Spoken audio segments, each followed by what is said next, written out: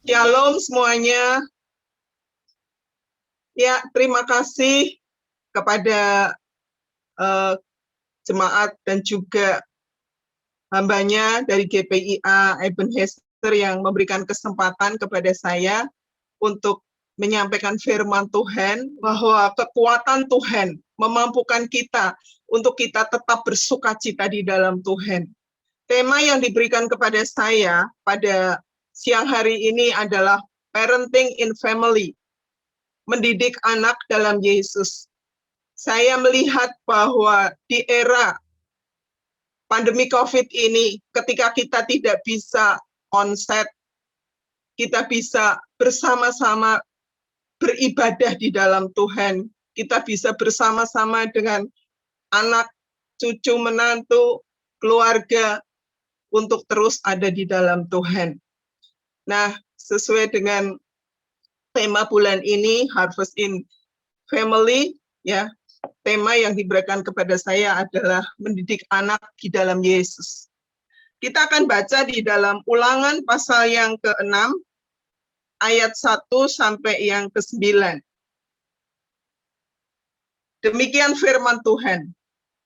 Inilah perintah, yakni ketetapan dan peraturan yang aku ajarkan kepadamu atas perintah Tuhan Allahmu untuk dilakukan di negeri kemana kamu pergi untuk mendudukinya, supaya seumur hidupmu engkau dan anak cucumu takut akan Tuhan Allahmu dan berpegang kepada segala ketetapan dan perintahnya yang kusampaikan kepadamu, dan supaya lanjut umurmu. Maka dengarlah, hai orang Israel, lakukanlah itu dengan setia, supaya baik keadaanmu, dan supaya kamu menjadi sangat banyak, seperti yang dijanjikan Tuhan, Allah nenek moyangmu, kepadamu di suatu negeri yang berlimpah-limpah susu dan madunya. Dengarlah, hai orang Israel, Tuhan itu Allah kita, Tuhan itu Esa. Kasihilah Tuhan Allahmu dengan segenap hatimu, dan dengan segenap jiwamu, dan dengan segenap kekuatanmu. Apa yang kuperintahkan kepadamu pada hari ini, haruslah engkau perhatikan. Haruslah engkau mengajarkannya berulang-ulang kepada anak-anakmu, dan membicarakannya apabila engkau duduk di rumahmu, apabila engkau bersedang dalam perjalanan, apabila engkau berbaring, dan apabila engkau bangun. Haruslah juga engkau mengikatkannya sebagai tanda pada tanganmu, dan haruslah itu menjadi lambang di dahimu, dan haruslah engkau menuliskannya pada tiang pintu rumahmu dan pada pintu gerbangmu. Dan kita akan lanjutkan satu ayat dari Perjanjian Baru di dalam Matius 19 ayat yang ke-14. Mulai dari ayat 13. Lalu orang membawa anak-anak kecil kepada Yesus, supaya ia meletakkan tangannya atas mereka dan mendoakan mereka. Akan tetapi murid-muridnya memarahi orang-orang itu. Tetapi Yesus berkata, biarkanlah anak-anak itu datang, anak-anak itu. Janganlah menghalang-halangi mereka datang kepadaku, sebab orang-orang yang seperti itulah yang mempunyai kerajaan surga. Lalu ia meletakkan tangannya atas mereka, dan kemudian ia berangkat dari situ. Bapak, Ibu, Saudara, ada satu pepatah mengatakan bahwa nilai hidup itu dimulai di dalam keluarga. Sebagai seorang keluarga yang sudah percaya kepada Tuhan Yesus, kita diberikan perintah oleh Tuhan untuk selalu mengingatkan kepada keluarga kita dan mendidik anak-anak kita, bahkan mendidik cucu-cucu kita di dalam Yesus Kristus. Ya, saya bersyukur kepada Tuhan, apa yang sudah kami lakukan, kami terapkan dalam kehidupan keluarga kami sejak anak-anak kami lahir, kami bawa di dalam persekutuan doa pagi setiap jam 5, kemudian setelah dia berusia 3 tahun, kami bawa dia untuk terima Yesus secara pribadi. Dan sekian puluh tahun kemudian setelah mereka sudah juga berkeluarga dan mereka punya anak-anak, apa yang kami ajarkan itu menjadi satu komitmen bagi keluarga anak-anak kami untuk mendidik di dalam Tuhan. Dan di saat-saat pandemi seperti ini kami merasakan cucu-cucu kami terus mendoakan dan terus belajar firman Tuhan sebagai kekuatan. Nah, saudara, kita akan melihat di sini bahwa mendidik anak di dalam Yesus itu dimulai dari Ulangan pasal yang ke-6 ayat 1-9. Ketika Musa diperintahkan Tuhan untuk memberikan apa yang Tuhan inginkan kepada bangsa Israel, supaya bangsa Israel melakukannya. Nah, apa yang disampaikan oleh Allah untuk mendidik anak-anaknya menjadi anak-anak yang mengasihi Allah dengan segenap hati, jiwa, dan kekuatan, itu disebut Shema. Nah, di dalam keluarga-keluarga Israel, maka tugas Shema ini dilakukan oleh ayah, dan mereka harus sudah menyelesaikan Taurat sampai mereka berusia akil balik, baik pria, anak pria maupun wanita itu 12 sampai 13 tahun sudah khatam ya, sudah menyelesaikan. Jadi apakah Bapak Ibu Saudara sudah mengajarkan anak-anak saudara atau cucu saudara ya membaca Alkitab urut dari Kejadian sampai Wahyu? Ya, dan itu kami ya itu yang disebut Shema. Nah, kita akan melihat di sini tentang kebutuhan anak ya, kebutuhan anak. Kita melihat bahwa apa yang diajarkan di dalam Shema itu adalah perintah Allah untuk mendidik anak-anak supaya mengasihi Tuhan Allah dan mentaati serta berpegang kepada Taurat atau firman Tuhan. Nah, apa yang diajarkan oleh Tuhan kepada bangsa Israel kemudian diteruskan ketika masa perjanjian baru. Yesus di dalam Matius pasal 18 maupun pasal 19 dari ayat 13 sampai tadi 15 yang kita baca, itu kita melihat betapa concern-nya, betapa perhatiannya Yesus kepada anak-anak. Yesus mengatakan ketika murid-murid melihat banyak orang datang membawa anak-anak mereka kepada Yesus, mereka menghalang-halangi, tapi Yesus memarahi murid-murid dan katakan, jangan biarkan anak-anak itu dan jangan halang-halangi mereka untuk datang kepadaku. Jadi orang tua punya tugas, guru sekolah minggu punya tugas untuk membawa anak-anak jasmani maupun anak-anak rohani kepada Yesus supaya mereka mengenal Yesus sedini mungkin. Nah, kita akan melihat di sini tentang kebutuhan anak ya. Kebutuhan anak yang pertama jelas kebutuhan ya secara rohani. Bagaimana kita bisa mengasihi Tuhan, bagaimana kita bisa membawa anak-anak itu taat firman Tuhan, hidup dalam kebenaran, kalau tidak dimulai dengan memberikan kebutuhan yang mereka perlukan, yaitu kebutuhan secara rohani. Kebutuhan secara rohani diawali dengan memperkenalkan Yesus ya, supaya mereka diselamatkan sebagai Tuhan dan juru selamat. Apa mungkin saudara ya anak-anak kecil? Nah, waktu saya kuliah di Tyrannus dulu ngambil S2, saya diajarkan oleh Ibu Adelaide Heath, istrinya Profesor Stanley Heath.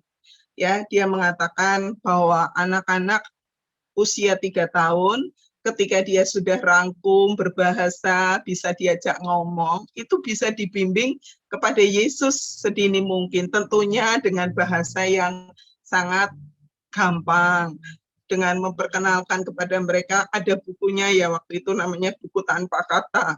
Memang bukunya itu tidak ada tulisannya, hanya gambar, berbicara tentang, pertama itu gambar tentang gambar emas, kuning ya, tentang surga. Lalu bagaimana kamu bisa ke surga kalau hatimu, gambar yang kedua itu hitam gitu ya, menggambarkan hati yang gelap. Kita tidak mungkin bisa ke surga kalau hati kita gelap. Tapi Tuhan mengasihi sehingga kita buka lembar yang ketiga merah. Karena Yesus mengasihi dan ingin kamu anak-anak bisa masuk surga, maka ya kamu bersyukur karena Yesus mau mati di kayu salib untuk menebus dosamu, dan pada waktu kamu waktu kamu percaya Yesus, dosamu yang merah diampuni. Lalu balik ke gambar putih. Kalau kamu percaya Yesus, maka hatimu yang gelap, yang tadi di warna hitam itu menjadi bersih. Nah, waktu itu dia dibimbing terima Yesus ya. Nah, Saudara, kita melihat di sini bahwa kebutuhan yang utama dari anak-anak supaya anak-anak bisa mengenal kasih Kristus adalah dibimbing untuk terima Yesus secara pribadi di usia yang usia di bawah 5 tahun 3 tahun karena sudah rangkum berbahasa. Nah, secara rohani setelah dia mengenal Tuhan, diselamatkan, baru dia bisa mengerti kebenaran firman Tuhan.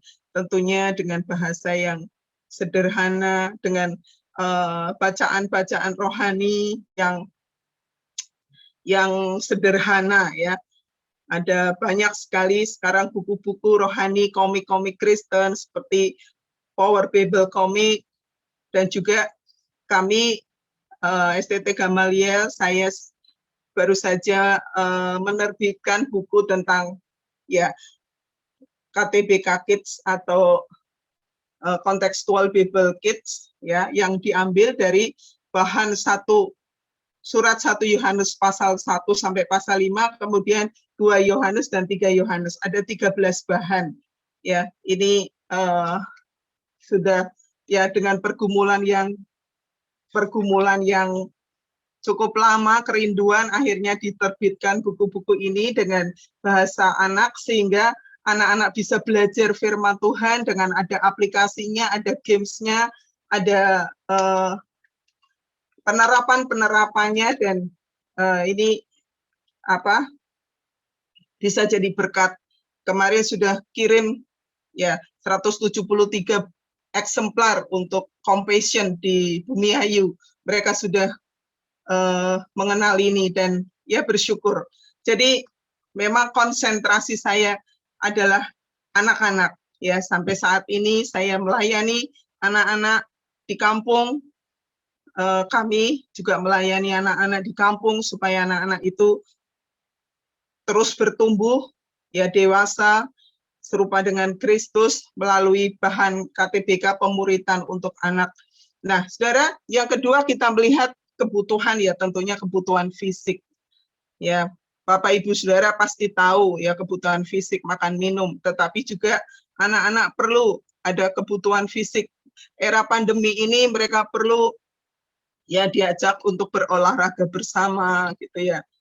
Dan juga kita melihat bahwa selama pandemi Covid, anak-anak ini kan banyak waktunya untuk nonton TV, banyak untuk main games.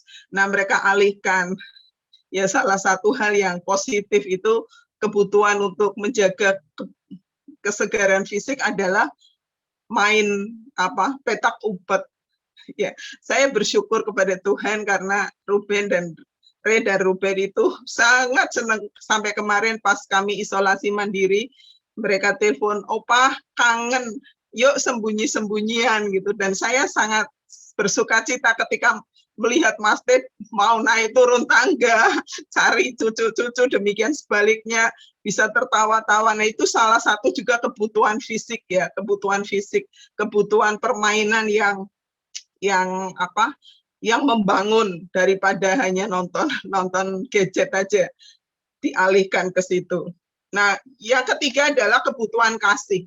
Nah, ketika anak itu percaya kepada Yesus, dibimbing untuk mengenal Yesus, dan dia merasakan kasih Kristus yang sudah mati di kayu salib untuk menebus dosanya, maka kebutuhan kasih seorang anak ini akan dirasakan.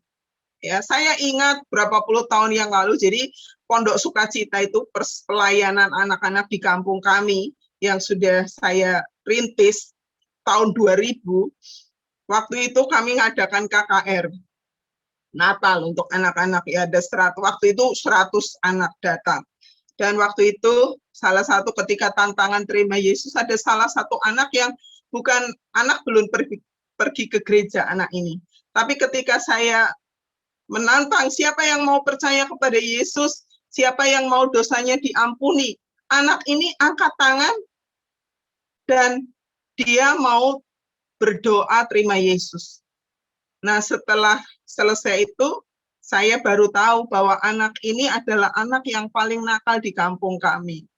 Sampai orang tuanya kewalahan untuk mengatasi anak ini.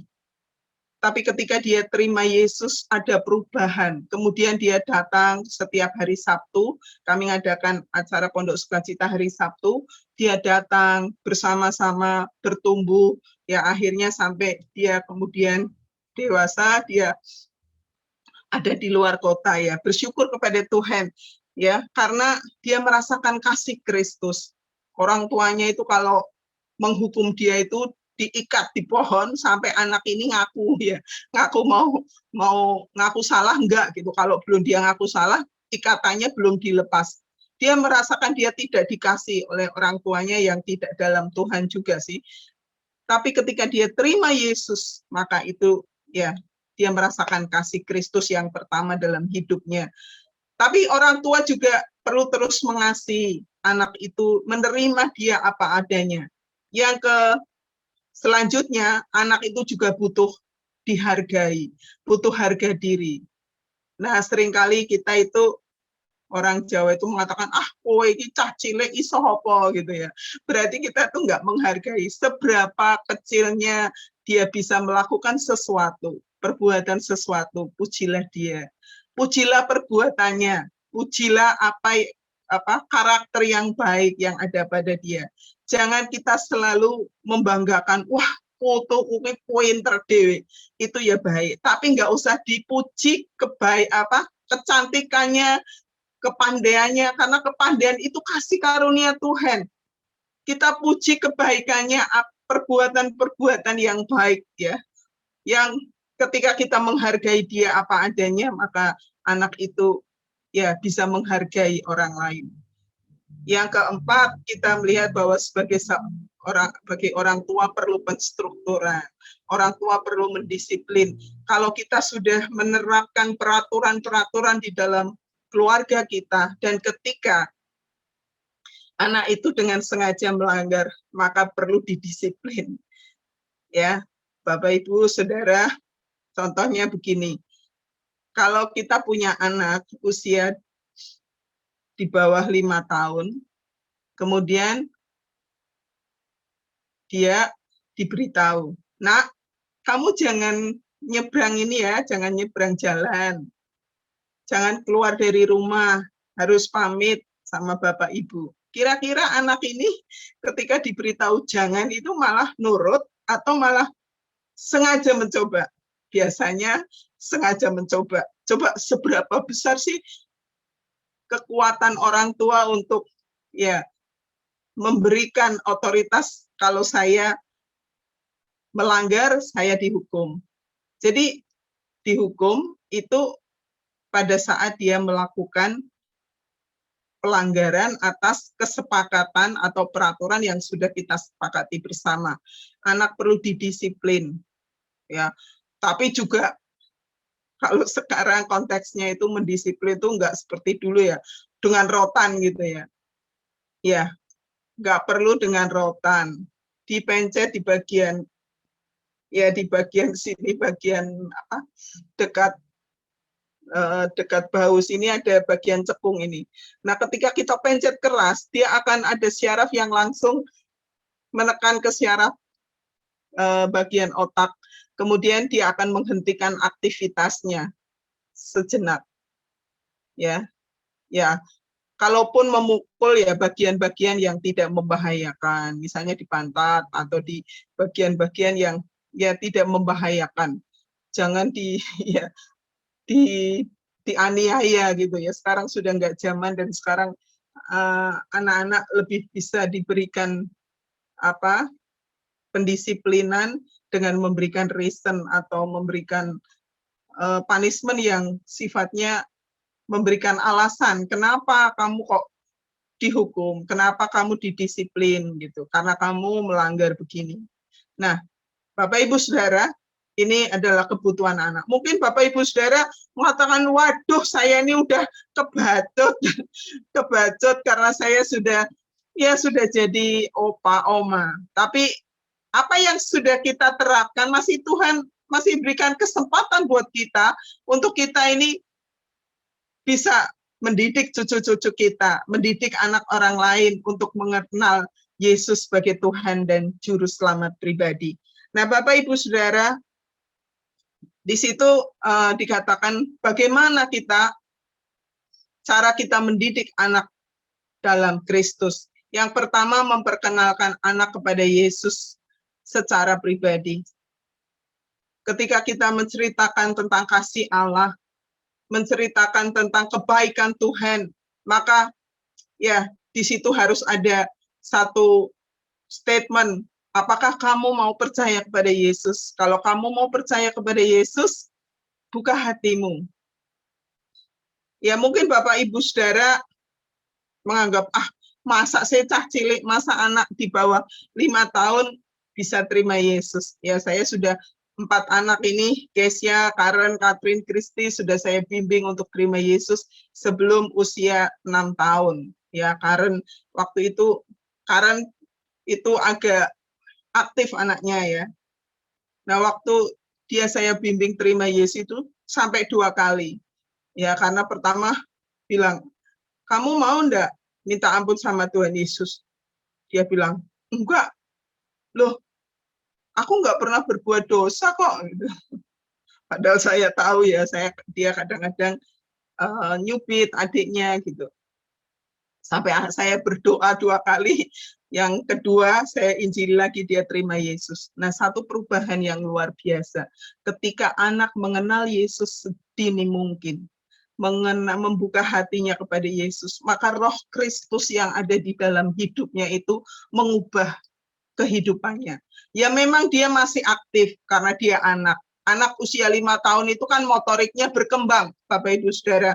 Nggak bisa diam ya, cuma bisa konsentrasi 10 sampai 15 menit. Kalau justru saudara bangga punya anak, punya cucu, wah luar biasa anakku ki meneng, ora tahu gerak. Nah itu malah justru enggak sehat, Bapak Ibu. Tapi anak yang sehat pasti bergerak. Nah, satu perubahan setelah Karen itu saya bimbing terima Yesus, dia itu kemana-mana di kampung kami suka nyanyi. Nyanyinya happy ya, dan ngajak teman-teman untuk sekolah minggu. Terus ya kalau ketemu setiap orang ditanya, Bapak atau Ibu sudah terima Yesus belum? Jadi dia bisa dipakai oleh Tuhan ketika anak itu percaya Yesus, dia dipakai sebagai penginjil cilik. Ya, kalau anak-anak tanya gitu kepada orang dewasa biasanya tidak akan marah. Tapi kalau kita nanya kepada orang, sudah terima Yesus atau belum? Kadang-kadang marah ya. Nah, Bapak Ibu Saudara, ketika kita sudah mendidik anak-anak kita untuk mengenal Yesus secara pribadi, maka kita ya akan menuai hasilnya. Lalu yang kedua adalah mengajarkan firman Tuhan. Di dalam Ulangan itu dikatakan begini, ya, apa yang kuperintahkan kepadamu pada hari ini haruslah engkau perhatikan, haruslah engkau mengajarkannya berulang-ulang kepada anak-anakmu dan membicarakannya apabila engkau duduk di rumahmu, apabila engkau sedang dalam perjalanan, apabila engkau berbaring, dan apabila engkau bangun. Jadi dalam setiap kesempatan yang ada, mari Bapak Ibu Saudara terus ya kita memperkatakan firman Tuhan, nggak usah yang pakai bahasa yang terlalu kaku, tapi setiap misalnya kita melihat kesempatan saat-saat seperti pandemi ini, ketika kami mengalami isolasi mandiri, tidak bisa keluar rumah, ya cucu kami ya boleh melihat sampai hari ini kamu bisa hidup, itu karena anugerah Tuhan. Tuhan penuh kasih, hal-hal yang terjadi setiap hari itu menjadi satu topik untuk terus membicarakan kebenaran firman Tuhan. Lalu yang ketiga adalah keteladanan. Kita kadang-kadang mengatakan, ayo kamu mandi, ayo kamu makan, kamu melakukan sesuatu. Ya, kadang-kadang kita bilang, ayo mandi, cepat mandi. Tapi kita sendiri yang ngomong, belum mandi. Ya, anak sekarang itu sangat kritis. Ya, kalau kita memerintahkan sesuatu, tetapi kita tidak melakukannya, dia akan komplain. Dia mengatakan, lah, papa sama mama juga belum mandi. Kok nyuruh saya suruh mandi? Ayo baca Alkitab. Papa juga dari tadi belum bangun, nggak baca Alkitab. Ya, jadi keteladanan itu sangat penting. Lalu yang keempat adalah kasih dan disiplin. Kasih yang disertai dengan disiplin ketika dia berbuat salah, dia melanggar aturan main yang sudah kita tetapkan, dan kita terapkan kasih dan disiplin itu secara seimbang, maka akan menjadikan dia anak yang bertanggung jawab. Bapak, Ibu, Saudara, firman Tuhan juga mengatakan, haruslah engkau mengikatkannya sebagai tanda pada tanganmu. Haruslah itu juga menjadi lambang di dahimu. Haruslah engkau menuliskannya pada tiang pintu rumahmu dan pada pintu gerbangmu. Jadi artinya, saudara, kita melihat bahwa kebenaran firman Tuhan yang kita sudah dapatkan, kita aplikasikan dalam kehidupan kita setiap hari, sehingga di era pandemi COVID ini, ya, anak-anak kita bersama dengan keluarga terus bertumbuh di dalam firman Tuhan, bertumbuh di dalam kerukunan bersama, bertumbuh di dalam kasih, bertumbuh di dalam firman Tuhan, di dalam doa. Mungkin dengan pandemi COVID ini, kita terbatas, tidak bisa seperti dulu, sampai nanti akan pandemi ini berlalu. Tetapi kita yakin ada gereja-gereja kecil, yaitu keluarga-keluarga kita, yang terus bertumbuh di dalam Tuhan, yang terus mengulang kebenaran firman Tuhan, hidup di dalam firman Tuhan. Karena firman Tuhan itulah kekuatan buat setiap keluarga, setiap pribadi yang percaya kepada Yesus. Sekalipun kita menghadapi ganasnya virus ini, tapi kita percaya kebenaran firman Tuhan itu berkuasa. Firman Tuhan yang sudah ada di dalam hidup kita, dalam keluarga kita, di dalam anak-anak kita, itulah yang menguatkan kita. Bapak, Ibu, Saudara, saya mengalami, ya, bukan berarti saya sudah hamba Tuhan, sudah mengerti firman Tuhan. Ketika saya melihat, saya dinyatakan saya positif dengan 5 orang keluarga saya, termasuk Mas T. Saya nangis, Bapak, Ibu, Saudara. Saya sampai berkata begini sama Tuhan, Tuhan, saya nggak mau mati saat COVID seperti ini, karena gejalanya itu ringan, batuk pilek biasa. Tapi ya saya bersyukur ada teman-teman dokter yang terus ngontrol kami, yang terus memberikan resep-resep yang membuat kami itu bisa kuat, karena itu cepat sekali serangannya. Kita nggak tahu ini semenit kemudian saya masih hidup atau enggak. Saya terus terang saya down juga. Saya juga merasakan ketakutan juga, merasa loneliness gitu. Karena terus di rumah, diisolasi, nggak bisa kemana-mana gitu ya. Sedih gitu, Bapak, Ibu, Saudara. Saya ngomong, jangan Tuhan, jangan. Kalau boleh, jangan ambil kami pada waktu COVID ini, gitu. Saya bilang gitu. Tapi saya diingatkan dari Yeremia, ya, 29 ayat 11. Rancanganku bukan rancangan, Tuhan memberikan rancangan masa depan. Tuhan tidak membawa kepada kematian.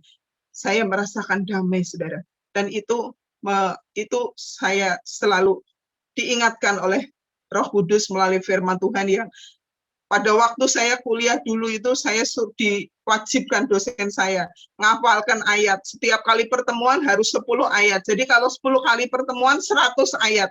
Dan itu menolong sekali sampai dengan saat ini. saya teringat ayat-ayat itu, dan itu menjadi satu kekuatan yang extraordinary saat kita menghadapi semuanya ini. Oleh sebab itu Tuhan, biarlah seluruh keluarga jemaat GPIA diberkati oleh Tuhan. Terima kasih.